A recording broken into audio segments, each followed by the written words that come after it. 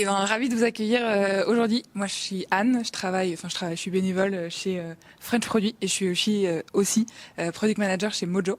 Très contente de vous accueillir chez nous pour ce meet-up. L'idée, c'est de vous présenter très rapidement ce que c'est French Produit.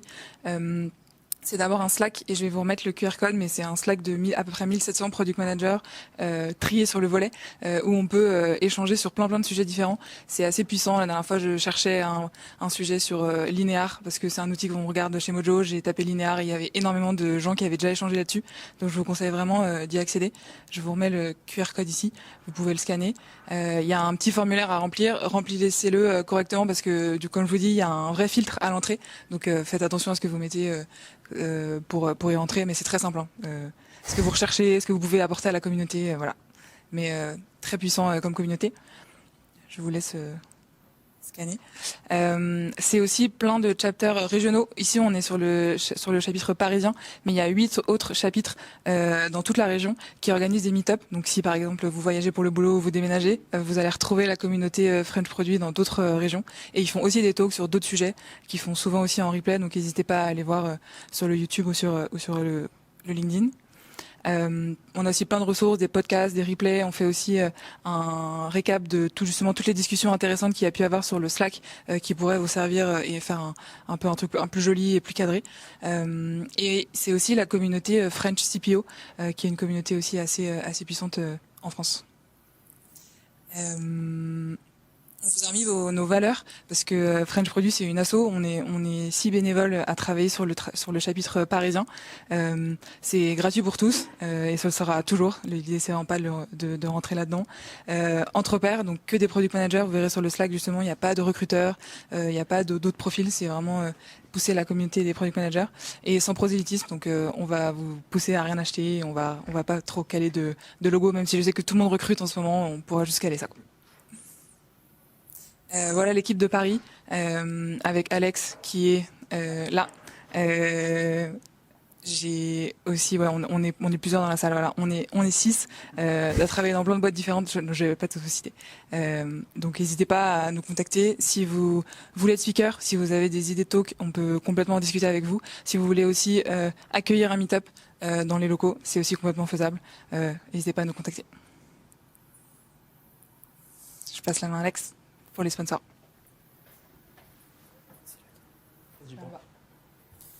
Donc bonjour, moi je m'appelle Alexandre. Donc là, c'est le moment où je vous parle un peu de comment est-ce qu'on fait pour que ce soit gratuit, toutes ces belles initiatives. Donc en gros, on a différents modes, notamment via des sponsors.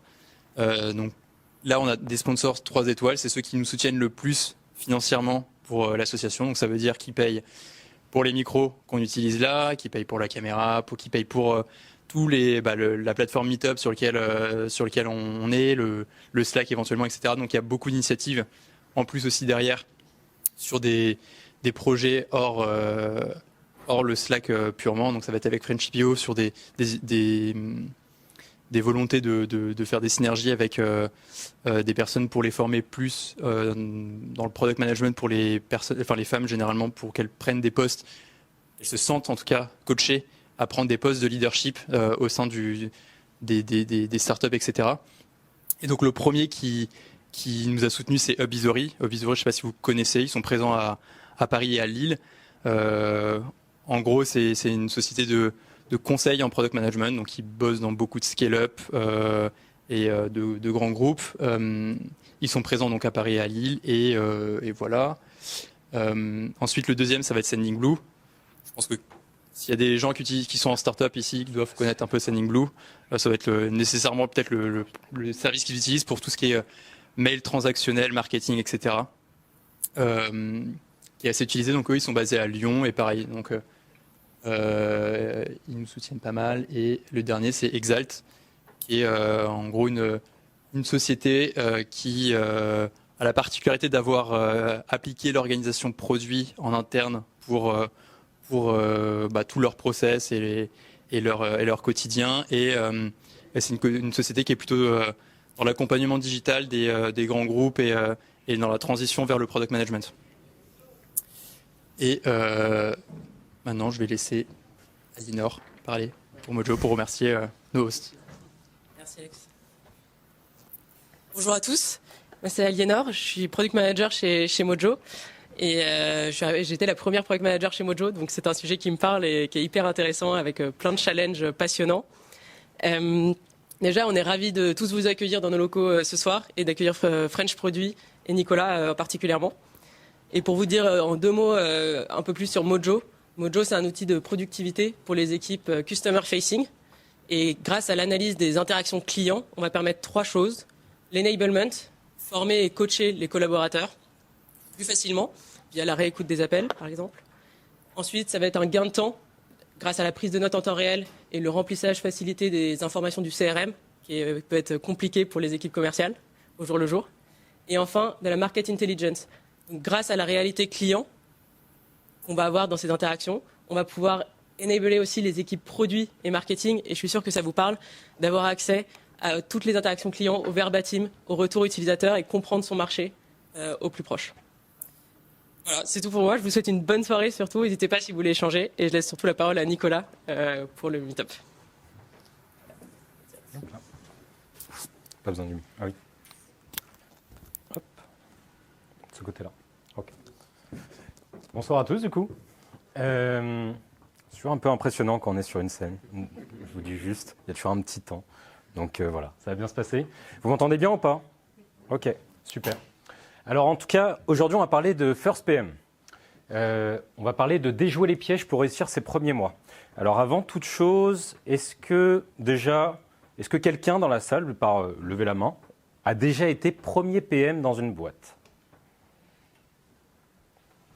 Ok, ça marche. Juste pour savoir un peu, de jauger un peu, qui a plus de 3 ans d'expérience en produit dans la salle? Ok, donc entre les deux, ça marche. Ok, déjà, me présentez-moi. Donc je suis Nicolas Adam. J'ai, par le passé, dans ma vie, été cofondateur d'une boîte. Ça a duré 7 ans et petite chose intéressante, j'ai eu en stagiaire le fondateur principal de Mojo. Voilà. Il a bien réussi. Ensuite, j'ai rejoint une boîte en tant que premier PM de 2017 à 2018, qui s'appelle Famisti, qui avait levé 5 millions. J'ai fait un passage éclair chez Le Bon Coin, on va passer rapidement. On va aller à Chronotruck où j'ai rejoint en tant que premier PM. Ils avaient levé entre 4 millions, ils s'étaient fait racheter par un grand groupe. Et j'ai acté en tant que premier PM dans la boîte. Et actuellement, depuis 2021, je travaille chez The Tribe. C'est une agence qui aide les entrepreneurs à passer à l'étape d'après, que ce soit j'ai juste une idée et je veux aller plus loin, à j'ai levé des fonds et je vais pouvoir passer à lever plus de fonds, etc. Donc j'aide dans cette structuration et notamment des équipes produits. Donc souvent on arrive à des endroits où il n'y a pas de PM en place, il y a juste des gens qui ne comprennent pas ce qu'est l'agilité ni le produit. Avant de partir, je vais vous raconter une petite histoire. En fait, pour raconter cette histoire, je vais vous parler de Camille et de Pierre. En fait, Camille et Pierre, on va dire que ce sont 2 PM. Ils ont été PM depuis 2-3 ans et ils ont été dans des boîtes assez grandes, pas les premiers en tout cas. Mais ils ont des points communs. Camille et Pierre, en fait, ils entendent perpétuellement dans la journée des choses comme ils voient Lee Inspired de Marty Kagan. D'ailleurs, écoute, Empower, c'est la suite et ça parle des équipes, c'est formidable. Regarde la LPC, d'ailleurs, je connais très bien la LPC, c'est devenu... Hop, French Produit, voilà. D'ailleurs, il y a un meet-up, potentiellement, tu vas être là ce soir, d'ailleurs, parce qu'en plus, il y a l'after produit où j'entends plein de choses autour de la discovery, du delivery, de la data. Il y a le ticket aussi, voilà, qui me donne pas mal d'infos au quotidien. Et il y a même des podcasts qui donnent clé de voûte. En fait, j'ai plein d'infos, mais moi, là, je suis dans mon quotidien et je ne vois absolument pas de quoi on parle dans mon quotidien. Parce qu'en fait, dans le quotidien, j'applique basiquement une roadmap et je me sens un peu frustré. Et là, je me dis... il y a quand même quelque chose à changer. Donc peut-être qu'il faudrait aller plus loin, peut-être que je devrais aller dans une boîte un peu plus petite parce que là, je pourrais vraiment faire du produit, parce que je n'ai pas l'impression, quand je lis tout ça, que je fais vraiment du produit. Et donc du coup, ils tombent sur tous les deux tombent sur des offres d'emploi où on leur parle de premier PM, on leur dit rôle de Head of Product à moyen terme, tu as un esprit entrepreneurial, où tu vas établir la vision produit et établir la roadmap avec le fondateur. Ça leur donne des choses plein les yeux, ils sont super contents, ils se disent « Waouh, c'est formidable, go, je postule ». La boîte, en plus, c'est une série A, elle a levé 4 millions, 3 ans d'existence, recrutée par un CTO. Il y a 30 salariés, mais ça va être en hyper croissance. Une équipe technique en place de 7 personnes. Et ils vont être les premiers PM dans la team. Ils ont la même histoire. Par contre, 10 mois plus tard, il y a Camille qui brille. Le produit est respecté dans la boîte. Tout le monde comprend ce qu'elle fait. Elle crée des passerelles entre les métiers. Tout le monde l'amène quand il y a un chantier structurant. Même elle se fait entendre. Elle a été invitée au CODIR de la boîte. Elle a été reconnue pour le produit. Au contraire, on a Pierre qui est en train de sécher ses larmes parce qu'en fait, il est rentré dans le quotidien. Il n'en peut plus. Il gère des bugs, des régressions. Personne ne comprend ce qu'il fait à part les développeurs. Il passe des interactions régulières avec les développeurs. Limite un peu proche du burn-out d'ailleurs. Voilà.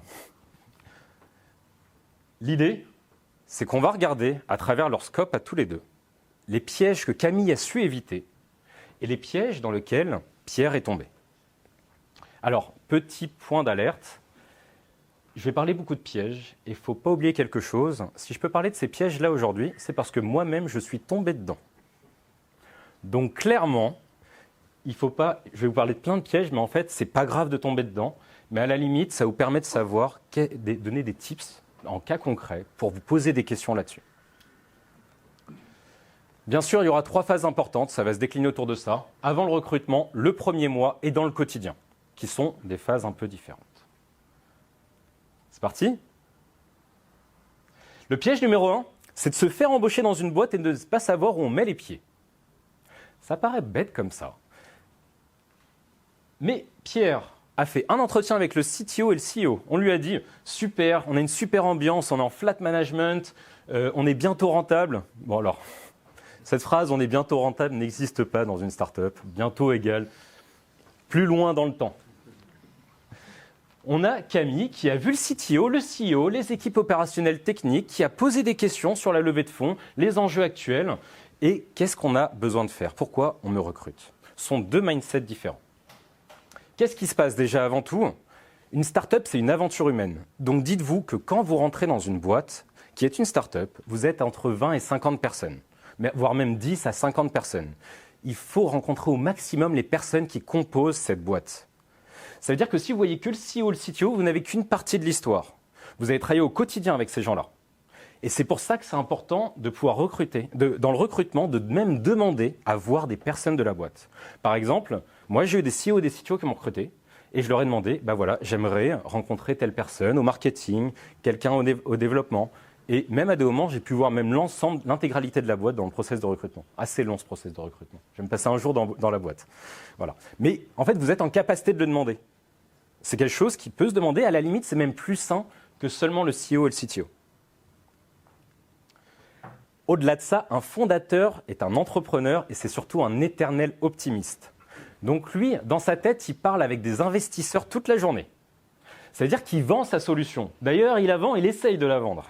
Donc il essaye de vendre à tout le monde. Donc forcément, dans le discours qu'il va avoir avec vous, il va essayer de vous vendre sa boîte parce que c'est son mode classique de fonctionnement. Donc en fait, en parlant avec d'autres personnes, vous allez avoir d'autres points de vue et vous allez essayer de nuancer tout ça. Bien sûr, il a envie d'être rentable un jour. Bien sûr, il imagine la boîte scalée jusqu'à 100 personnes, avoir le produit idéal dans sa tête et le problème idéal qu'il visait de base. Mais il ne faut pas oublier que, indirectement, il y a une couche d'optimisme là-dessous. Donc il faut accepter d'en parler avec lui. Corrélé à ça, comprendre le stade d'avancement de la boîte. Ça veut dire qu'en fait, une start-up, je ne sais pas si vous êtes à l'aise avec, mais là, on a les courbes du produit. Donc, on est dans la découverte, on va valider quelque chose, on va être dans l'efficacité, on va passer à l'échelle, on va maintenir et après, on va décliner. Ça, c'est les courbes naturelles du produit. Ce qui se passe, c'est qu'il faut savoir où vous mettez les pieds. Par exemple, si vous êtes dans une phase de discovery et que vous attendez à avoir des process carrés, vous êtes mal parti. Ne cherchez pas cette boîte-là. Parce que là, ça va être le bordel, ça va bouger tous les jours. Ça ne va pas arrêter de bouger. Si vous êtes en phase de validation, il y a déjà des clients. Mais les clients, il faut aller un peu plus loin. Ça se trouve, ce n'est pas les bons clients. Pareil, dans la phase d'efficacité, là, on va essayer d'automatiser des process. Et ce sont des phases complètement différentes. Et selon ce que vous allez, vous, apporter, vous n'allez pas trouver les mêmes choses. Plus vous vous rapprochez du 1, plus vous êtes dans un gros bordel organisé où ça peut changer du jour au lendemain. Plus vous allez vers le 4 et le 5 et le 6, c'est très sécure. Alors, si on recrute le premier PM à la phase 5 et 6, il y a quand même un petit souci souvent. Voilà. Ou c'est une organisation qui est en train de se changer, une grande boîte qui est en train d'opérer une transformation et de faire passer des chefs de projet à premier PM.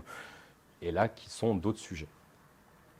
Et avant tout, c'est de savoir ce que vous voulez, vous, en tant que tel. Qu'est-ce que vous avez envie d'apporter dans la boîte? Quelles sont vos forces? Alors, ça paraît bête comme question, mais en fonction de ces stades d'avancement, savoir quelles sont vos forces et ce que vous avez envie d'avoir, eh ben, ça va beaucoup vous aider. Parce qu'au moins, vous allez avoir une discussion avec la personne pour dire ce que vous avez envie de faire et ce que vous n'avez pas envie de faire, ce que vous avez envie de trouver, et ça permet déjà de diminuer l'effet de surprise. Parce qu'au final, avec tout ça, Camille sait où elle met les pieds, elle est consciente là où elle va arriver, potentiellement elle a identifié des problèmes, elle a pu voir différents points de vue, et en fait elle va diminuer son effet de surprise dans les premiers jours et dans les premiers mois. Le pire, c'est d'avoir la vision d'un fondateur optimiste qui va vous vendre sa boîte, vous arrivez dans le quotidien et vous dites « non mais c'est vraiment pas ça ». Je me rappelle, je suis rentré dans une boîte, d'ailleurs qui n'est pas affichée dans les premières, vous ne la trouverez pas. Dans le premier jour, je savais que j'avais mis les pieds au mauvais endroit, clairement. Les personnes comprenaient, on m'avait dit qu'on comprenait le produit, en fait pas du tout, c'était très compliqué. Je suis parti au bout de 3 jours. Voilà. Faut accepter quand on sait ce qu'on veut, ne plus aller dans ces endroits-là. Piège numéro 2. Tomber directement dans l'opérationnel. Donc là, on est dans la phase où on a été recruté. Youpi, formidable, félicitations à vous. Maintenant, on va commencer les premières choses. On a Pierre qui se dit, il faut que je fasse mes preuves. Donc je vais régler directement les problèmes du quotidien, je vais plonger la tête dedans. Ok, super. On a Camille qui va prendre le temps de prendre le temps. Ça veut dire qu'en fait, elle va rencontrer tout le monde dans la boîte, elle va essayer de faire sa propre opinion, elle va parler avec tout le monde, elle va poser des questions. Si on fait un parallèle avec tout ça, elle va se mettre dans une démarche d'entretien utilisateur. Et elle va identifier surtout des personnes qui vont l'aider dans ce qu'elle veut faire.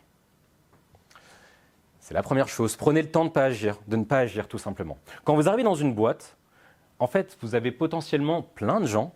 Allez rencontrer individuellement les gens. Prenez un temps de dire à tout le monde, ok, avec la personne qui vous recrute, c'est votre sponsor globalement.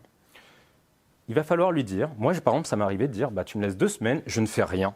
Tu me laisses faire ma propre opinion des choses, je vais à droite, à gauche, tu me laisses faire. Ou tu me laisses 1 mois, j'ai eu après 1 mois, il y avait 50 personnes, et du coup c'était d'assumer de prendre ce temps-là au démarrage.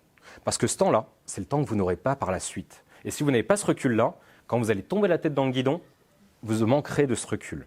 Et ça sera très important. D'ailleurs, je l'ai dit, il faut parler à tout le monde en interne. Ça veut dire, quand il y avait la boîte de 50 personnes, j'ai envoyé des invitations à tout le monde. Et d'ailleurs, je faisais un petit truc, petit tips. Je parlais à quelqu'un et je disais, tiens, tu me conseillerais de parler à qui? Et en fait, je rebondissais à la fin, j'avais parlé à tout le monde, mais ça mettait dans une démarche positive. Pourquoi aussi? Parce qu'en fait, vous êtes le premier PM dans une boîte, personne comprend votre job. Vraiment. Personne ne sait ce que vous faites là, à part la personne qui vous a recruté, et potentiellement quelques personnes. À partir de ce moment-là, quand vous êtes dans ces entretiens avec eux, vous êtes dans une discussion. Alors, ce n'est pas une discussion de la pluie et de beau temps, c'est tiens, dis-moi ce que tu fais, comment tu vois la chose, depuis combien de temps tu es là. Tiens, si tu avais une baguette magique, qu'est-ce que tu améliorerais dans la boîte? Qu'est-ce que tu aimerais faire que tu ne fais pas aujourd'hui? En fait, des questions qui vont permettre de synchroniser avec la personne et d'identifier des potentiels alliés aussi. Dans une start-up, il y a toujours des gens qui sont frustrés. Parce qu'ils sont entrés dans une boîte pour changer le monde. Et en fait, c'est compliqué. Ils ont envie de donner, mais le quotidien les rattrape perpétuellement et ils ne font pas ce qu'ils ont envie de faire. Si vous voulez trouver ces gens-là, ce sont les meilleurs alliés du monde. Bon, bien sûr, prendre un peu de temps, vous avez une plateforme, essayez de comprendre les parcours actuels. D'ailleurs, essayez de dessiner tout ça, le représenter. Un user flow diagramme peut aider. Tiens, comment ça se passe? Parce qu'en fait, sur une start-up, il y a souvent des choses qui se passent sur la plateforme et en dehors de la plateforme. Et il y a beaucoup de choses qui se font en manuel. Donc ça veut dire des commerciaux passent des commandes, imaginons dans une plateforme B2B, passent des commandes d'une manière autre, et c'est dans le process. Par exemple, j'ai connu une boîte où il y avait tout était hors process, peu de passer par la plateforme. Donc essayez de comprendre, sortez de ça en fait. Il faut comprendre l'expérience d'un utilisateur, qu'est-ce qu'il vit, ou d'un client. Ça permet de voir une vision globale. Alors, ça c'est le Graal. Si dans la boîte où vous arrivez, il y a eu une démarche de test utilisateur, et quand je parle de test utilisateur ou d'entretien utilisateur, je ne parle pas de commerciaux qui parlent avec des clients. Je parle des gens qui ont une démarche exploratoire. Tant mieux. Prenez tout ça et essayez de le condenser. S'il y a de la documentation dans une startup, c'est assez rare. Prenez-la, c'est bien. S'il y a de la data, si vous avez de la chance d'avoir un data analyst, allez parler avec lui. Essayez de voir qu'est-ce qui existe sur la plateforme. Essayez pas de tomber dedans. S'il n'y en a pas, vous galérerez potentiellement au démarrage. S'il y a quelqu'un, focalisez-vous sur lui. Essayez de lui poser des questions. Voir qu'est-ce qui est traqué aujourd'hui. En fait, ça permet d'avoir une vue globale sur comprendre le problème de tout ça. Donc bien sûr, construisez une vue globale de la boîte. En fait, il faut que vous ayez la vue globale. Vous avez 1 mois devant vous ou 2 semaines. Il faut que vous compreniez tous les tenants aboutissants, les problèmes qui existent. En parlant avec les gens, vous allez comprendre aussi ce qui se passe et qu'est-ce qu'on aimerait faire de mieux. D'ailleurs, votre principal allié, c'est lui, c'est le fondateur, celui qui vous a recruté. Ce mec-là, il a plein de frustrations et dites-vous que s'il vous a recruté, c'est qu'en fait, vous êtes vous-même le produit de son problème. Il a eu un problème et il va falloir comprendre. En fait, lui aussi, en tant que fondateur, on a l'impression que les fondateurs sont invincibles, mais ne pensez pas ça. Un fondateur, c'est quelqu'un qui emprunte beaucoup de doutes, beaucoup de trucs. Il a monté une boîte et en fait, il ne sait pas si sa boîte elle sera encore là dans 6 mois, 1 an. Il ne sait pas ce que ça va donner. Il y a ce qu'il voulait de base. Et bien en fait, cette personne-là, il faut une relation particulière avec lui. Parce que c'est lui qui va vous aider et les autres fondateurs, c'est aussi eux qui vont les aider. Alors c'est dur, ça demande d'assumer une posture qui n'est pas simple. On en reparlera par la suite du syndrome de l'imposteur. Mais en tout cas, avoir une discussion assez simple avec lui peut permettre de comprendre aussi ce que lui a envie de faire. Ah oui, et c'est surtout, si vous n'êtes pas raccord avec ce qu'il a envie de faire, il peut vous mettre un no-go direct. Donc ça veut dire qu'il peut bloquer des process exprès pour ça, s'il ne se sent plus à l'aise. Donc si vous ne construisez pas avec lui, ça va tomber à l'eau toutes vos initiatives. Donc du coup, on a Camille qui a pu se faire une vue globale. Elle sait le sujet les plus importants avec le plus de valeur. Et du coup, elle a noué des relations avec des personnes qui vont l'aider au quotidien. Félicitations Camille. Piège numéro 3. Pensez que tout le monde sait ce qu'est un PM et une vision produit. On arrive et on se dit, tout le monde sait ce qu'est un PM. En fait, pas du tout. D'ailleurs, Pierre arrive, il dit, vous avez besoin d'un PM? C'est bon, j'arrive, je suis là. Allez, je vais jouer mon PM. On a Camille qui va prendre le temps d'expliquer ce qu'elle a envie de faire, ce qu'elle a pu faire par le passé, ce qu'elle a envie d'apporter, comme je l'ai dit tout à l'heure dans l'entretien, mais aussi dans les entretiens avec les personnes qu'elle va avoir au démarrage. Ah bah tiens, selon toi, qu'est-ce que c'est? Qu'est-ce que je veux apporter? Enfin voilà. Qu'est-ce que tu penses que je peux apporter à la boîte? Comment tu vois un PM? Elle va partager les choses qu'elle maîtrise, ses réussites, ses échecs et ses apprentissages. Donc ça va être dans une démarche, voilà ce que j'ai envie de construire. Pourquoi? Parce que souvent on pense que la raison pour laquelle on pense recruter un PM, c'est parce que quelqu'un veut un truc qui est viable, désirable et faisable, dans une logique de je sais la puissance de ce que peut apporter le produit. La réalité, c'est plutôt, j'en ai marre d'écrire des tickets Jira. Il y a des devs qui sont partis il n'y a pas longtemps, ils me demandent de la vision à moyen et long terme, là j'arrive pas à leur donner. C'est bizarre, pourtant plus je leur écris des tickets à l'avance, plus ils me disent qu'ils comprennent rien. Ils manquent de vision globale. Quelqu'un a parlé de faire du Scrum par le passé, il m'a parlé d'un PM, alors du coup je me suis dit qu'il fallait recruter. Dans Agilité, il y a le mot PO, produit, il faut que je recrute un PO. Souvent, ça ce sont les vraies raisons.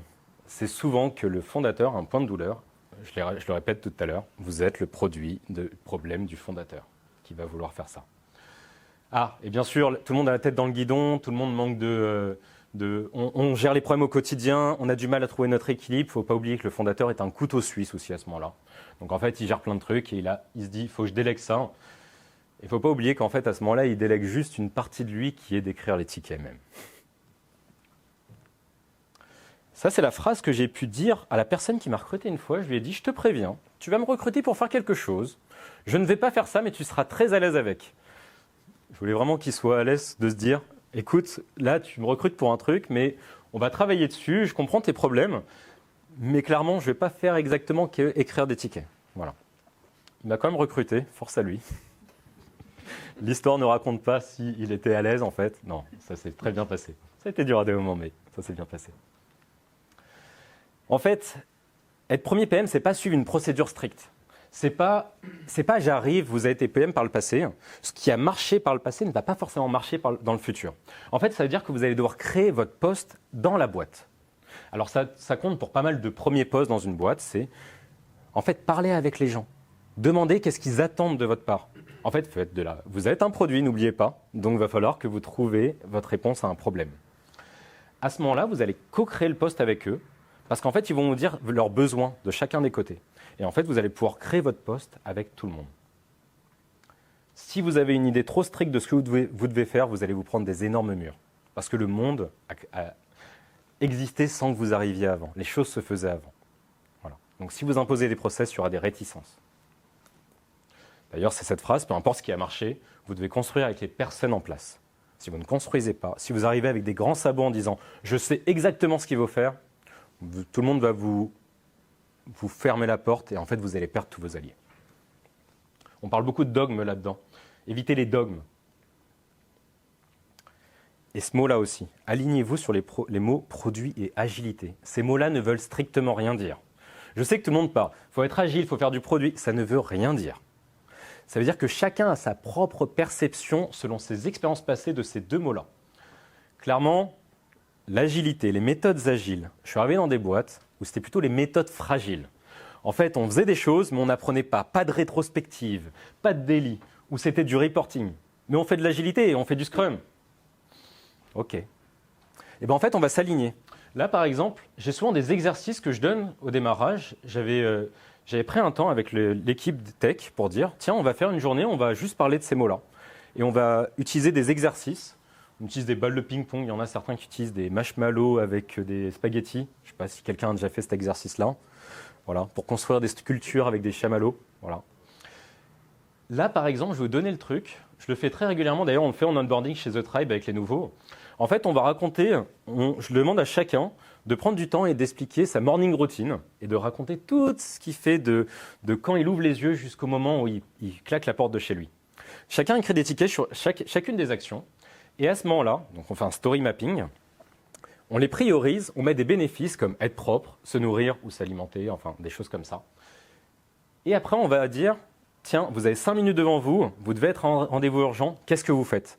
Et bien ça, on va rentrer dans une démarche déjà de MVP et on va s'aligner sur ces mots-là. Et ensuite, on va dire, maintenant, tu as 10 minutes de plus. Et bien voilà, qu'est-ce qu'on fait en plus? Ça permet d'utiliser des exemples concrets et d'avoir un vocabulaire commun sur qu'est-ce qu'un MVP, qu'est-ce qu'un POC, qu'est-ce qu'une manière de prioriser, de découper. Créer un vocabulaire commun aussi. En fait, vous avez de l'expérience par le passé, partagez de l'expérience, ça peut être par le jeu. Il faut savoir un truc, quand vous êtes dans ce moment-là, le jeu est la meilleure manière d'aider les gens à apprendre des nouveaux concepts. En fait, quand on est dans des cours théoriques, c'est bien, mais ça manque de pragmatisme. Mettez dans le quotidien, amusez-vous avec les gens. Vous devez passer un bon moment, entre guillemets. Et faites-les travailler sans qu'ils aient l'impression de travailler, d'ailleurs. Du coup, Camille a créé des définitions communes avec les équipes. Elle a exposé une manière de faire en construisant avec eux. Et du coup, tout le monde a décidé de partir dans un mode de fonctionnement qui n'est pas le sien, qui n'est pas celui de l'équipe, qui est peut-être un entre-deux. Maintenant qu'elle a fait ça, elle va pouvoir entrer dans un autre piège à éviter. Hop, je suis revenu en arrière. Le piège numéro 4, ça va être de ne pas définir de premier objectif. Donc là, elle a trouvé des alliés. Elle a défini un vocabulaire commun. Elle a pris vraiment une vue globale. Là, il va falloir définir un premier objectif. Pourquoi? Parce que sinon, elle va se faire alpaguer dans le quotidien. Et j'insiste, définir un premier objectif, même si ce n'est pas le bon. Vaut mieux un mauvais objectif que pas d'objectif du tout. Parce que sinon, ça s'appelle du freestyle. Donc en fait, on va agir au quotidien, on va se faire happer par le quotidien, on va manquer de recul. Donc du coup, Pierre va être plus dans une démarche. Mon but, c'est d'alimenter les devs avec X features et de faire ça. Ce n'est pas vraiment un objectif, ça. Là où Camille, elle va définir avec les fondateurs le plus gros point de douleur actuel pour voir les opportunités qu'on va pouvoir appliquer pour résoudre ce problème, pour y répondre. J'appelle ça la méthode de l'artichaut avant tout, pour définir un vrai problème. Bon, j'ai fait une conf là-dessus, voilà, pour expliquer sur la méthode de l'artichaut, mais je vais essayer de le simplifier. En fait, la plupart du temps, souvent, quand on est dans une boîte, on a des projets qui sont dans la tête. Ça veut dire que ce projet, le projet que le fondateur amène, c'est un projet qu'il a maturé pendant X temps, X mois. Il l'a tourné en boucle. En fait, il a construit l'artichaut. Qu'est-ce qui est meilleur dans l'artichaut pour vous? Ok. Et bien là, avec ce projet-là, on mange que des feuilles pour l'instant. Parce qu'il y a le produit fini, l'idéal que lui veut dans 5-10 ans. On va éplucher un petit peu. Ok, il y a ce que les clients et le business veulent que vous fassiez.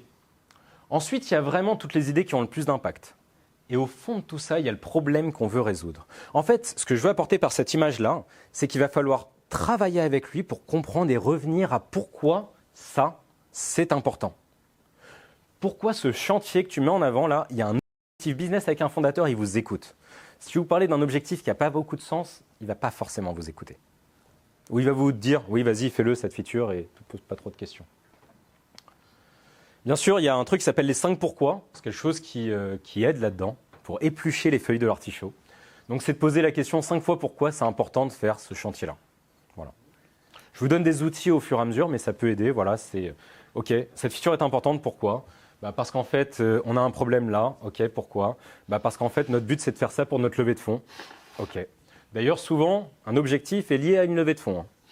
Parce qu'il faut montrer des choses à des investisseurs. S'ils sont levés de fonds, bien sûr. Une fois qu'on a un objectif, on peut changer de mindset au niveau de l'équipe.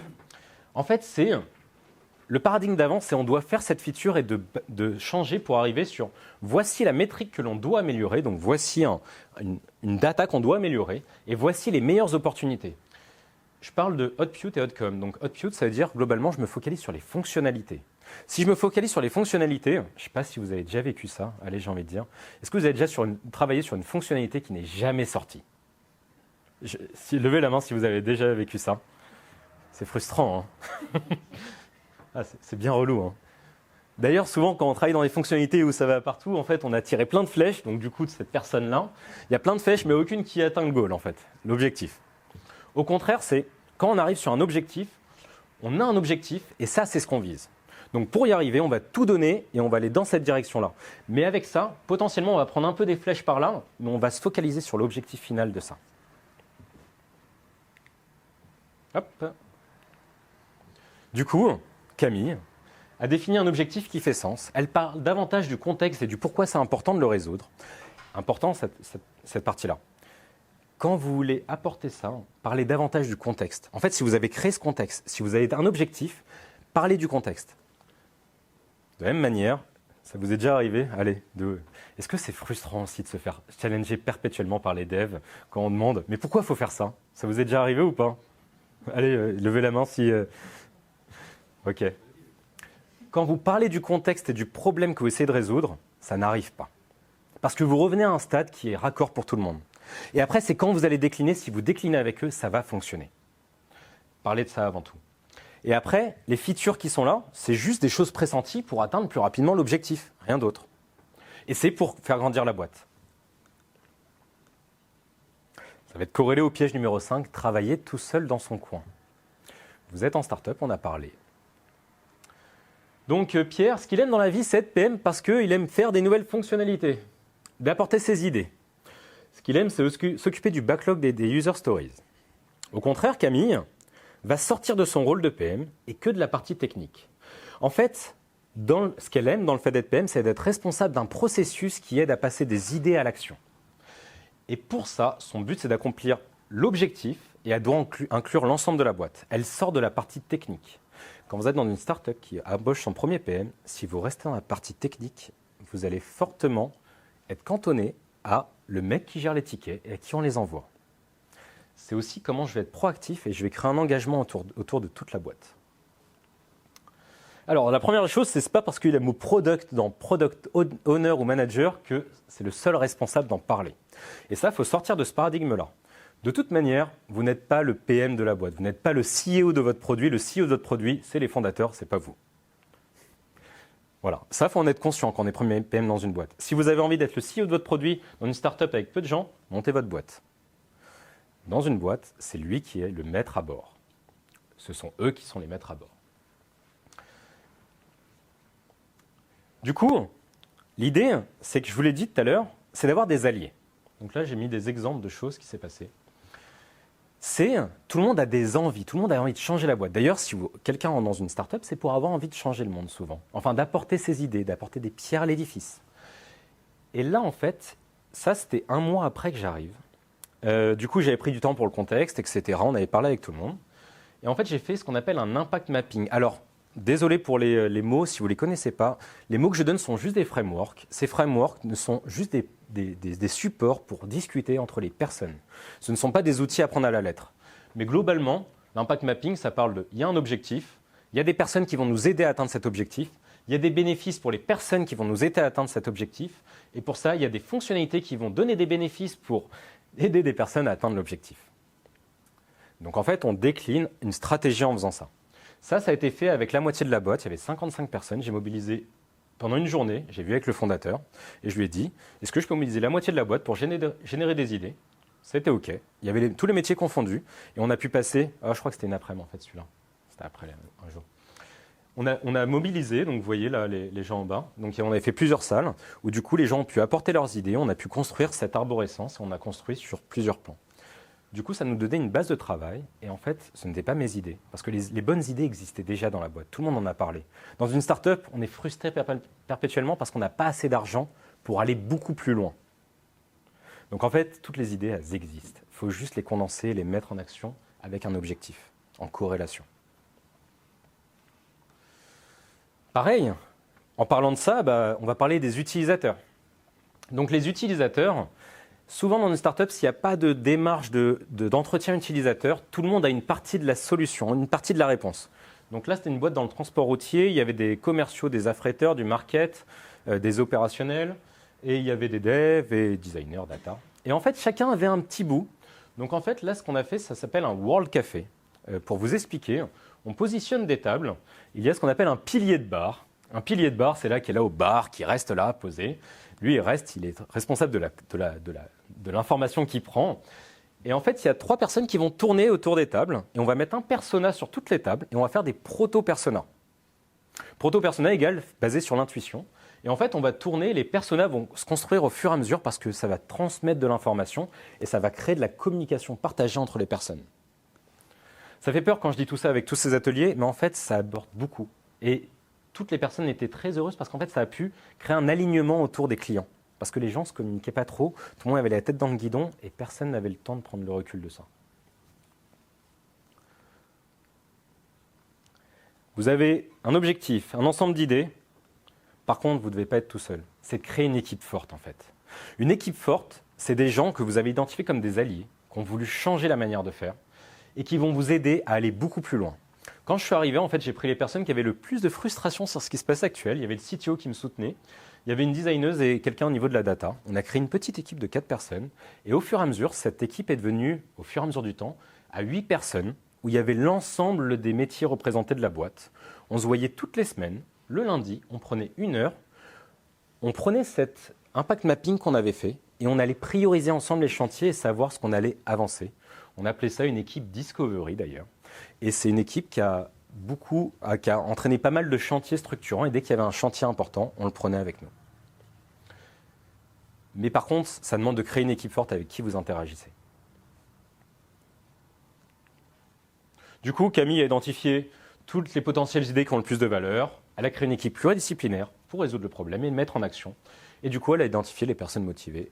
Ah oui, et j'avais pas oublié de dire sur l'impact mapping, j'avais dit à chacune des personnes quel sujet vous intéresse. Des opérationnels pour dire si vous deviez travailler sur un sujet sur lequel aimeriez-vous travailler. Donc du coup, j'avais une potentielle de personnes qui voulaient participer à tout ça. Ok, piège numéro 6, le plus dangereux, c'est vouloir tout changer trop vite, trop tôt. Les choses se sont passées sans vous. Hop. On a un chantier, on a une feature à faire, n'importe quoi, on a identifié qu'un truc avait de la valeur, peu importe. C'est de rentrer directement en se disant il faut tout faire et j'ai 6 mois pour le réaliser. Voilà, on doit tout faire. Au contraire, Camille on va tester incrément par incrément. Pourquoi ? Parce qu'en fait, une start-up, c'est limité en termes de temps. Et déjà, alors, souvent, quand on fait des estimations sur le temps que ça va nous prendre, c'est assez rare que ces estimations soient respectées. Est-ce qu'un dev vous a déjà dit une estimation et l'estimation s'est passée nickel pile poil? Vous êtes déjà arrivé ça? Ok. Je le dis à chaque fois, si ça arrive, écrivez un livre dessus parce que je pense que ça va passionner plein de gens. Voilà. Souvent, c'est le monde, tout ça, c'est très complexe. En fait, si on se dit, tiens, il faut faire cette fonctionnalité, eh ben, potentiellement, vous rentrez dans un tunnel et multipliez par 2 ou par 3 les choses. Voilà.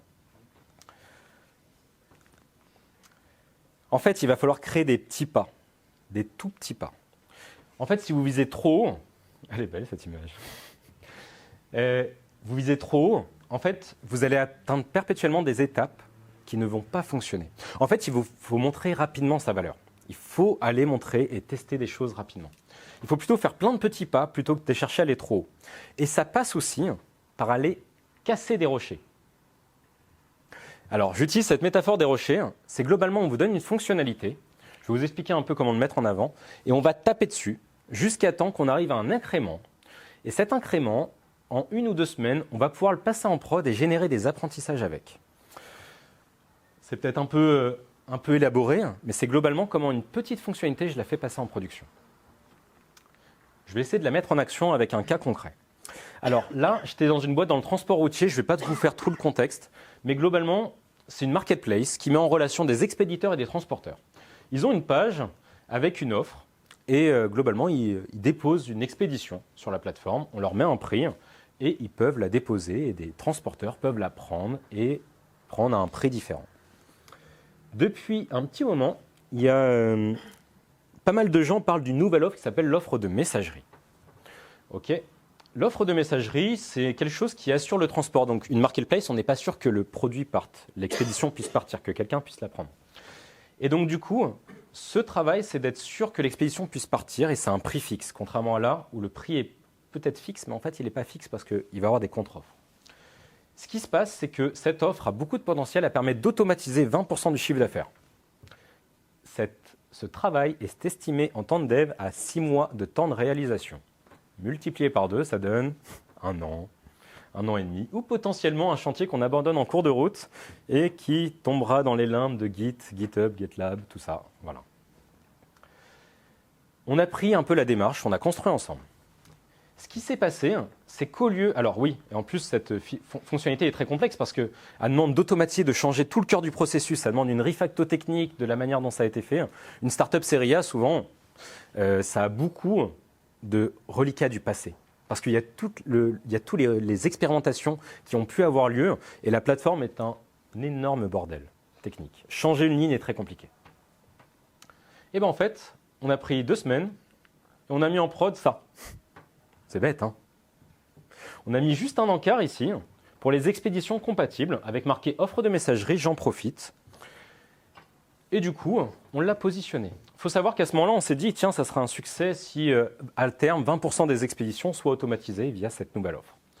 Et bien en fait, on a calculé le nombre de personnes qui arrivaient sur cette page-là, où le message apparaissait, on a mis un petit bouton pour traquer ici, j'en profite, on cliquait dessus, on allait sur une modale qui s'ouvrait et qui affiche un numéro de téléphone. Ce numéro était traqué par AirCall et du coup, on pouvait passer l'expédition en manuel. Ça a pris 2 semaines.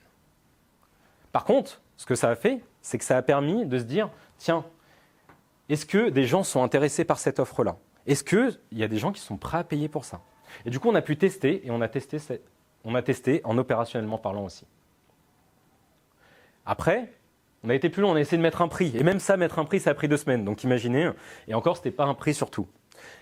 Au fur et à mesure, des gens sont passés. Bien sûr, les gens en avaient marre d'appeler pour passer en manuel. Du coup, on a fait des entretiens utilisateurs avec les personnes pour prendre des retours. Et à la fin, on a pu l'automatiser, mais pas entièrement. Et ça, pour l'automatiser, on est arrivé ça au bout du 4e mois. Pas du 6e mois. Parce qu'il y a plein de cas et plein de règles qu'on avait mis de côté complètement. Mais ça nous a permis de nous focaliser sur l'essentiel et de tester tout ça. Bien sûr, il y avait plein d'autres choses à ajouter autour. Pendant qu'on faisait ça, ça permettait de valider des hypothèses et de montrer rapidement une valeur. Et bien, on a repris tout ça. Et pendant qu'on faisait un sujet, on le laissait vivre, on en prenait un autre, on le traitait de la même manière. Et en fait, il y avait plein d'expérimentations qui étaient menées en parallèle. Certaines ont marché, certaines n'ont pas marché. Mais ça arrivait à prioriser les chantiers dans la valeur qu'on voulait leur apporter. Parce que le plus important là-dedans, si vous apportez un changement dans la manière de faire, c'est de trouver votre première victoire. Si vous ne trouvez pas cette première victoire, personne ne vous suivra. C'est horrible, hein? Mais dans le sens où vous apportez une nouvelle manière de faire, vous parlez de la démarche produit, il va falloir montrer des preuves de ce que vous apportez. Et plus vous allez montrer rapidement, plus on va vous faire confiance là-dessus. Et après, bien sûr, une fois que vous avez la première victoire, elle est dure à trouver la première victoire. Là, pour le coup, ce que je vous ai montré, c'était ma première victoire, ça. Ça a changé beaucoup de choses et ça a pu permettre d'être entendu pas mal par tous les fondateurs d'ailleurs.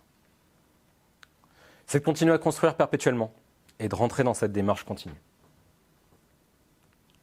Hop. Bon, en tout cas, le piège numéro 7, et c'est le dernier, c'est de ne pas communiquer sur ce qui est fait, ainsi que les échecs. Alors, je vous parle de victoire et je vous parle d'échecs juste après. C'est un peu contradictoire tout ça. En fait, ce qui se passe, Pierre, il envoie une note dès qu'il y a une release. C'est bon, j'ai envoyé la note, tout le monde est au courant dans la boîte maintenant. Ok. La plupart du temps, quand vous avez une note, personne ne la lit. Hein. D'accord, soyez conscient de ça. C'est très rare, sauf quelqu'un qui est vraiment à fond et qui suit régulièrement. Au contraire, Camille va rentrer dans une démarche, donc les démos, c'est un instant de partage qu'on va créer, où on va pouvoir apprendre de ce qui a été fait précédemment et d'une projection dans le futur. C'est deux modes complètement différents. En fait, vos rétros, tous les espaces que vous allez créer, que ce soit des ateliers ou d'autres choses, ça doit être des espaces de discussion qui vont permettre que tout le monde parle ensemble. Tout simplement. Dans la boîte où j'étais, les services ne parlaient pas trop ensemble. Tout simplement parce que le quotidien les entraînait en plus des objectifs qui étaient un peu décorrélés les uns des autres. Il y avait des espaces de discussion qui n'existaient pas. La plupart des discussions se passaient dans les ateliers qu'on organisait. Et dans les reviews. Et du coup, il fallait créer des espaces de partage. La démo, ok, c'est bien de montrer son produit, ce qui a été réalisé, mais c'est encore mieux de dire, vous voyez l'expérimentation qu'on a fait la semaine dernière, voilà ce qu'on a pu apprendre de ça. Tiens, voilà ce qui a été fait, qu'est-ce que vous aimeriez apporter? Tiens, qu'est-ce que vous pouvez nous faire comme retour? Ah tiens, très intéressant, viens, tu viens avec nous pour construire dans un atelier, et en fait, vous engagez les gens dedans. C'est une démarche de construction perpétuelle. Et j'en parle de tout ça parce que, indirectement, le syndrome de l'imposteur, vous allez l'avoir, je l'ai. C'est quelque chose de normal, parce que vous n'êtes pas sur un poste simple. Vous êtes sur un poste qui est en train de se construire. Donc forcément, vous allez vous sentir imposteur. Je vous dis depuis tout à l'heure de faire des ateliers, je ne vous demande pas d'écrire des tickets Jira ou des choses comme ça. Hein. Je vous dis de parler avec les gens et juste d'aider les gens à se focaliser sur quelque chose, un objectif. Et bien, syndrome de l'imposteur, il sera présent. Parce qu'on a peur, on se dit, mais pourquoi? C'est juste des gens qui parlent ensemble. Et il est important, ce syndrome de l'imposteur, parce qu'en fait, vous n'aurez pas confiance en vous avec ce syndrome de l'imposteur, mais il faut accepter que ça a une valeur. Ça va demander aussi de parler avec les gens, de prendre des retours de ce que vous faites. Ok, vous pensez que ce n'est pas bien ce que vous faites? Prenez des retours, parlez avec les gens. Essayez de construire avec vous les ateliers que vous proposez, ce que vous faites en termes de fonctionnalité. Du coup, entre ateliers et démos, Camille a créé des espaces de partage entre les métiers. Elle construit, apprend, échoue et réussit avec les autres. Et c'est important aussi, partager les échecs. Parce que indirectement, si vous avez créé un collectif, ce n'est pas pour échouer tout seul dans votre coin. Et le pire, c'est de faire une fonctionnalité et pas dire que vous avez échoué à le faire. Comme il y a une grande phrase qui dit « vaut mieux échouer à résoudre un vrai problème que réussir à résoudre un faux problème ». Donc à la limite, partagez vos échecs là-dessus. Au moins, ça sera bon. Ok, il n'y a pas tant de monde qui sont venus sur la fonctionnalité. Peut-être il y a un truc qu'on n'a pas compris. Comment on s'améliore dessus? Donc du coup, son poste est considéré comme assez essentiel. On sait qu'on peut compter sur elle pour faire avancer les chantiers. Je vais essayer de vous résumer ça un peu, globalement, tout ce qui a pu être dit dans ces slides. La première, c'est, en tant que premier PM dans une boîte, les soft skills, c'est le plus important. Les soft skills, c'est ce qui doit être le plus travaillé. D'aligner les gens, de parler avec les gens, d'ouvrir des conversations, de voir des opportunités et d'aligner tout le monde sur comment il doit être fait, c'est peut-être la compétence la plus importante qui existe en tant que premier PM dans une boîte. Communiquer tout le temps sous différents formats aussi, que ce soit en atelier, dans les reviews, dans votre manière de parler avec les gens, dans la manière de prendre des retours, prenez des retours, parce qu'en fait, vous allez construire le poste avec tout le monde. Le dogme de côté. Peu importe, comme j'ai dit tout à l'heure, si vous arrivez avec des process clairs, changez-les. C'est bien, c'est une base de travail, mais ne cherchez pas à avoir raison, cherchez à gagner. Votre but, c'est d'atteindre des objectifs, que vous arriviez à faire ce que vous avez envie d'apporter, parce que vous êtes focalisé dessus. Cherchez à gagner là-dessus. Ne cherchez pas à dire, c'est comme ça qu'on doit faire du Scrum. Voilà. Une A-team, en fait, il faut créer une équipe résiliente qui sait interagir ensemble. C'est-à-dire, vous avez des alliés, vous allez créer avec eux, et vous allez créer une forme de « on sait réussir, on sait échouer ensemble, on arrive à se réadapter ». Comme j'ai dit tout à l'heure, il n'y a pas de changement sans victoire. Il faut trouver les premières choses et pour ça, il faut découper perpétuellement. Même s'il y a un chantier qui paraît super, limitez le temps et faites-le le plus rapidement possible. Et ça demande beaucoup de travail, ça. Ça, c'est peut-être le plus compliqué à faire. Et le dernier, vous avez le droit d'échouer comme je vous l'ai dit au début de la presse, j'ai beaucoup échoué. Et si je suis en capacité de vous dire ça, c'est que je me suis pris tous les murs. Donc clairement, vous avez le droit que ça ne passe pas aussi bien au démarrage. J'ai dû faire plusieurs itérations avant que ça marche bien. Voilà. Et encore, j'ai encore plein d'itérations à faire dans le futur. En fait, il faut rester dans une démarche où je peux échouer, je peux me réadapter et c'est OK. Et apprenez sur vous-même en fait en faisant tout ça. Voilà. Merci.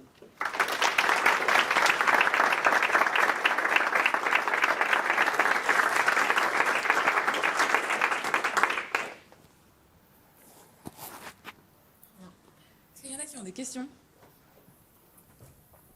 Yes.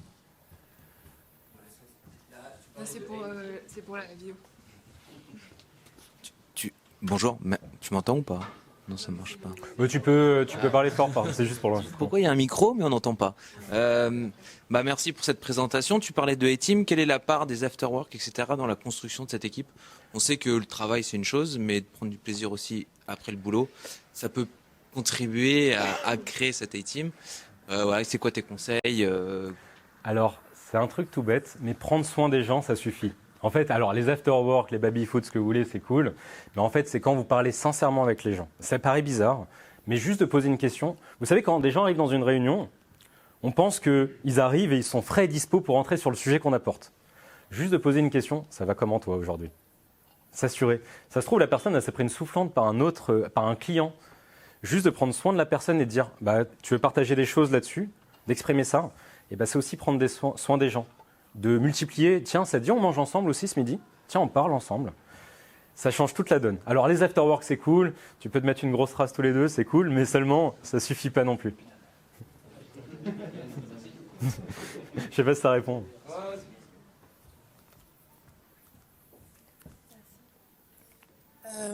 Tu parlais de priorisation, d'initiative, d'expérimentation.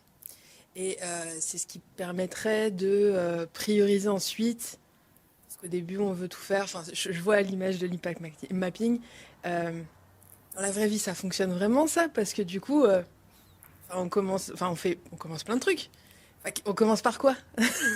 Dans l'impact mapping, en fait, j'avais demandé à chacune des étapes quelle est la personne en pourcentage qui va plus nous aider, et c'était fait collectivement. Et ensuite, j'avais mis OK l'objectif. En fait, on avait priorisé toutes les étapes. Et à la fin, je ne sais plus si on le voit, mais il y avait des petites gommettes et chacun a mis les gommettes dessus. Et ça permettait d'identifier les chantiers avec plus de valeur. Après, on repriorisait nous en tant que dans l'équipe. Bien sûr, on s'était basé sur les intuitions de chacun. Et après, on repriorisait avec une matrice de valeur complexité. Et on essayait de voir, parce qu'en fait, dans ces matrices-là, il y a des trucs qui sont potentiellement avec beaucoup d'impact, mais qui sont très complexes à investiguer. Et ça, en fait, il faut faire des petites choses qui ont beaucoup de valeur et peu de complexité pour avoir les premières victoires. Et ensuite, aller investiguer des choses du côté des trucs un peu plus durs, entre guillemets, qui ont beaucoup de valeur. C'est dur à prioriser. Mais après, c'est de l'intuition. En fait, je peux rajouter ça peut-être, mais vous voyez peut-être des frameworks plein la tête, comme des RICE, valeur complexité, matrice de canaux. Je ne sais pas si c'est des frameworks qui vous parlent. C'est bien. Mais la seule question, c'est intuition, comment on le rationalise? Tous ces frameworks-là ont but de rationaliser l'intuition. C'est juste une démarche de qu'est-ce qu'on pense qui a le plus de valeur, qu'est-ce qu'on a envie de faire rapidement. Et ça nous fait juste poser des questions sur pourquoi ça serait celui-là en premier. Voilà. Il y a plein de manières de le faire. Pour le coup, j'ai testé plein de trucs différents. C'est la manière qui convient à l'équipe. Voilà. Mais c'est une grande discussion aussi.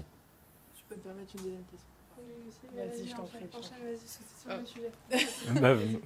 C'est en rapport avec l'objectif cette fois-ci. Au tout début de l'impact mapping, je me suis confrontée à un cofondateur qui avait 5 grands objectifs. Augmenter les revenus, puis t'en avais plein d'autres. Quand je suis arrivée dans la boîte, il m'a présenté tous ses objectifs. Est-ce que tu t'es confrontée à ça? Oui. Et comment tu t'en es sorti? Alors, je vais dire celui que j'utilise aujourd'hui, mais c'est peut-être pas celui de l'époque. Ok, là, mais si dans 3 mois, on prend une bouteille de champagne, on la débouche, c'est parce qu'on a résolu quel objectif? En fait, souvent, lui, il va avoir une temporalité à 6, 1 an. Et il va avoir tous ces objectifs-là. Et en fait, il faut le réduire la temporalité au maximum. Donc là, si on devait faire un seul truc, ça serait lequel? C'est un peu compliqué pour certaines personnes. Franchement, ça demande de bien se synchroniser et ça demande d'avoir une compréhension. Alors, ce que j'ai trouvé à des moments, alors il faut avoir des compétences en data, c'est pas c'est pas simple pour tout le monde et la data n'existe pas dans toutes les boîtes. Mais d'investiguer la data avec quelqu'un et de sortir une data dont personne ne s'attendait. Par exemple, souvent celle qui marche, c'est la rétention. Si vous avez une plateforme tout le monde mesurait le churn, mais on ne mesurait pas la rétention. Il y avait beaucoup de coûts d'acquisition donnés dans les nouveaux clients, mais au bout d'un mois, 95% des clients partaient. Ça, je peux te dire qu'en fait, quand tu rationalises ça, la personne se pose d'autres questions à ce moment-là. Et il te suit un petit peu. Mais il faut arriver à le faire. Et c'est pas simple. Moi, j'avais une question du coup par rapport à ton impact map que tu as fait. Tu disais que tu avais fait plusieurs projets, enfin plusieurs sujets en même temps. Comment tu gères ça par rapport à ta bande passante dans le quotidien, quoi? Alors, en fait, j'avais une équipe avec qui, en fait, on se priorisait les sujets. Et en fait, il y avait des sujets qu'on allait investiguer. Donc, on allait lancer des ateliers avec les personnes et on allait creuser. Et en fait, on faisait travailler les opérationnels. En fait, on priorisait dans les ateliers, on avait 1 heure de temps. Par semaine, on avait à peu près 3 ateliers, on faisait intervenir plein de personnes. Et en fait, on faisait avec eux. Et je n'étais pas tout seul à faire les ateliers. En fait, l'équipe de 5 personnes, quelqu'un prenait un sujet, se disait « moi, je veux obtenir ça ». On ne faisait pas toujours tout. En fait, on avait 2-3 sujets prioritaires. On se disait le premier, si on n'arrive pas à faire, c'est grave. Les 2 autres, c'est pas grave sinon. À des moments, on arrivait à faire plein de choses, d'autres pas. Et en fait, à un moment, on arrivait à une phase de détail. Et là, on rentrait dans une phase de conception des maquettes et conception technique. Voilà, pour y arriver. Des autres questions?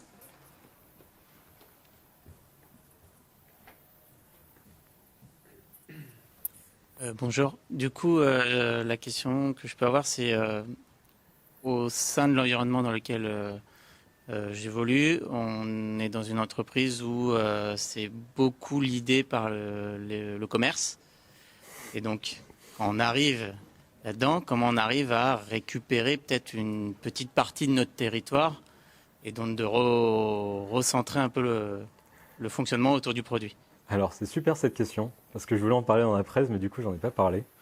Dans une boîte dans laquelle je suis arrivé, c'était une boîte B2B, et les sales avaient du mal à me donner accès aux clients. Donc, je disais, tiens, j'ai envie de parler avec eux. Eux, en plus, vont dire, mais je parle avec eux, je les connais bien. Ok, mais moi, je n'ai pas envie de leur vendre quelque chose, je veux juste comprendre, je veux aller plus loin, je veux faire des entretiens exploratoires. Alors, ce que je vais dire est contre-intuitif. Et en fait, il faut juste pas se les mettre à dos, construire un peu avec eux. Et même si tu n'arrives pas à accéder aux utilisateurs indirectement, le fait de construire avec eux, à un moment, il y a la question qui va arriver de « ça serait quand même bien de poser la question aux utilisateurs ». Et tiens, dans la boîte, au début, on me refusait l'accès. Et en fait, à la fin, quelqu'un m'a même planifié les entretiens avec les clients de son propre chef. Donc, c'est un peu compliqué. La plupart des boîtes sont drivées par les sales. Il faut inclure les sales dedans. En fait, les sales, ils ont quand même plein d'infos. Ils sont un peu biaisés, forcément parce qu'ils essayent de vendre la solution à quelqu'un. Ils ne sont pas dans une démarche de compréhension, mais ça reste quand même des alliés. Il faut identifier des alliés au sein des sales, en fait. Je ne sais pas si ça répond à ta question. J'imagine que tu voudrais plus de tips pratiques. Construis avec eux. En fait, mets-les dans une salle, c'est quoi? En fait, tu vois, les proto-personnages, je les ai faits parce que les sales, j'avais pas accès aux clients. Donc du coup, j'ai pris les sales, je les ai mis dans une salle. C'est quoi le client? Vas-y, on tourne, on fait le tour. Vas-y, ok. Voilà, on a les clients, voilà les demandes de chacun. Tiens, est-ce que tu peux mettre en relation? C'est qui ces clients-là? Tu peux l'identifier. Et après, à la limite, tu te dis, je peux rentrer en contact avec eux. Ça peut être des choses comme ça aussi. Mais ça demande de construire avec eux. Voilà. Tu vas peut-être pas avoir accès facilement aux clients. En tout cas, c'est compliqué. J'ai galéré 7 mois. Ok. Bonjour. Alors déjà, j'avais la même question, mais je vais juste retravailler un peu. Je pense qu'au début, au fait, ce qu'il voulait dire, c'est que la boîte est drivée par les sales, ça veut dire que les demandes de clients viennent par les sales, et c'est pas potentiellement accéder à parler aux sales. Okay. C'est plutôt comment changer ce mindset et se dire aujourd'hui, c'est le produit qui va prendre un peu les décisions, et c'est pas les sales qui vont dire, en fait, il faut qu'on développe ça, il faut qu'on développe ça. C'est plutôt comment on franchit ce pas-là. Je comprends comme ça la question. Et tout à l'heure, j'ai dit, il faut accepter les petites étapes et les petites marches. Et je vais dire un truc horrible, il faut de la patience. Il faut de la patience et accepter ces petites marches. Déjà, en fait, au début, quand je suis arrivé dans une boîte, personne ne comprenait ce que c'était le produit, à quoi ça servait. Enfin, un PM, qu'est-ce que c'est un PM? en fait, déjà de construire avec eux, c'était une première étape. C'est bête, mais en fait, ok, là vous avez plein de demandes, moi je vous fais prendre un peu de recul, et quelles sont les demandes? Ensuite, il y a une deuxième phase qui est, maintenant, on va... c'est quoi l'objectif? En fait, là je vois qu'il y a plein de demandes communes. En fait, il faut les faire par les produits, faut qu'ils fassent avec toi. Et quand ils vont faire avec toi, ils vont se rendre compte de pourquoi c'est important de prendre du recul. Parce qu'ils se rendent compte que si tu montes des succès rapidement, si tu parles avec eux, tu vas avoir des succès rapidement, et du coup, ils vont vouloir construire avec toi, ils vont être demandeurs. J'ai oublié ce truc-là. Quand je suis arrivé dans une boîte, il y a des gens qui m'ont refusé d'aller dans certains de mes ateliers. Parce qu'on va perdre du temps, à quoi ça sert, etc. Donc, drivé par les sales aussi. 9 mois plus tard, c'est eux qui demandaient à s'intégrer dans les ateliers. Pour moi, c'était un succès, mais c'était des succès qui se travaillaient étape par étape. Et même d'ailleurs, le CEO de la boîte, qui était un peu contre, il ne comprenait pas du tout, qui était même détracteur, en fait, il a été plutôt dans mon sens après. Et c'est trouver des sponsors, de dire, voilà. Parler avec les fondateurs, ça peut peut-être aider aussi là-dessus. Est-ce que ça pourrait pas être le fait qu'au début, on est toujours focus sur le revenu, parce que, bien sûr, il faut qu'on lève des fonds, bien sûr, il faut qu'on devienne rentable, et qu'au moment où on se dit, OK, là, on peut un peu tenir, c'est là où le produit prend la main des sales. C'est là, mais il faut que tu corrèles un objectif utilisateur à un objectif business. C'est important. Par exemple, quand tout à l'heure, je parlais de rétention, je l'ai mis en parallèle des coûts d'acquisition et combien ça coûtait. Ouais. Et du coup, là, quand même, ça coûte cher, cette acquisition, et on est plutôt perdant. Et d'ailleurs, à ce moment-là, les sales faisaient venir un peu n'importe qui sur la plateforme, et du coup, c'était plutôt détracteur. Voilà. De se focaliser sur le bon persona, de parler du persona, de parler... En fait, c'est... D'ailleurs, je ne l'ai pas dit, mais à un moment, 3 mois après, j'ai fait aussi une démo où on a pris du temps pour parler de notre manière de fonctionner avec l'équipe Discovery. En fait, comment on faisait les choses, comment on se focalisait là-dessus, pour parler du lean management. À un moment, j'ai même fait un atelier pour expliquer des choses, comment ça pouvait se mettre en pratique. En fait, de les faire construire avec toi, c'est un peu ce que je dis, c'est de les amener dans ce truc, mais étape par étape. Ils ne vont pas aller du jour au lendemain à « Wouhou, le produit, c'est génial ». Il faut des étapes. Et elles sont très, très petites. Sinon, j'avais juste une deuxième question. Tu avais dit que une des 2 premières choses à faire, c'est de 1, faire tous les discuter avec tout le monde, et 2, c'était creuser la data, la documentation. En fait, il n'y a pas de data, il n'y a pas de documentation. C'est compliqué à ce moment-là. Ouais. Alors, le truc intéressant, c'est que souvent dans une start-up, alors sur la data et la documentation, les deux, on est d'accord que c'est les complets inexistants. Tout le monde dit qu'il faut faire de la data, il faut faire de la documentation, mais il n'y a rien. Ou sinon, il y a quelqu'un qui a essayé de mettre en place un Matomo, un Metabase ou un Amplitude, qui a essayé de le faire et qui a vite abandonné. Ça arrive aussi. Et du coup, à la limite, ça peut être intéressant. Mais s'il n'y a rien, t'as rien. Tout simplement. À toi de la créer au fur et à mesure, mais attention, même dans la data, si vous mettez en place la data, et ça je l'implique surtout pour les premiers PM, agissez de manière frugale. Faites-le étape par étape, essayez pas de tout traquer. Je vois le nombre de personnes qui essayent de tout traquer et qui ne sortent rien du tout en data. Focalisez-vous sur un parcours, mettez de la data dessus, c'est tout. Stop, arrêtons-nous là. Voilà. Je peux une dernière question? Ouais, j'aurais encore une question.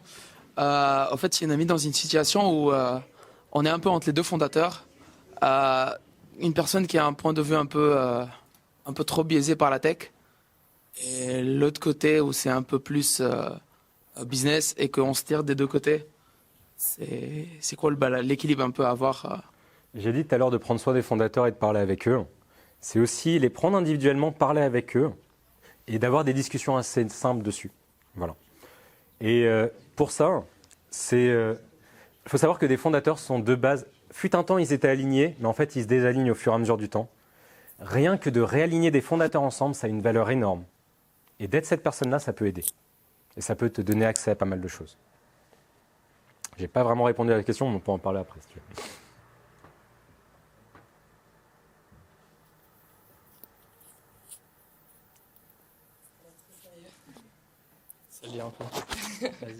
D'accord, merci.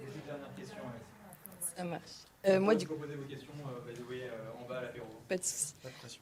Ouais, sans pression aucune. Non, mais du coup, déjà, merci beaucoup. C'était hyper intéressant. Moi, j'aurais une remarque et une question. La première, c'est une remarque, du coup, par rapport au fait que quand tu parlais des fondateurs, tu parlais beaucoup de il et des fondateurs au masculin. Je suis d'accord. Et c'est vrai que c'est important, même si on a moins, de rappeler que parfois, ça peut être des femmes aussi.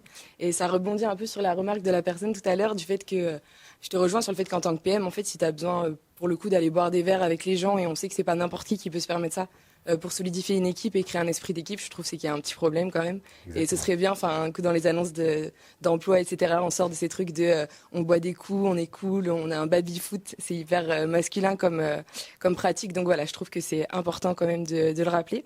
Et ceci étant dit, c'était plus une question de façon rétrospective.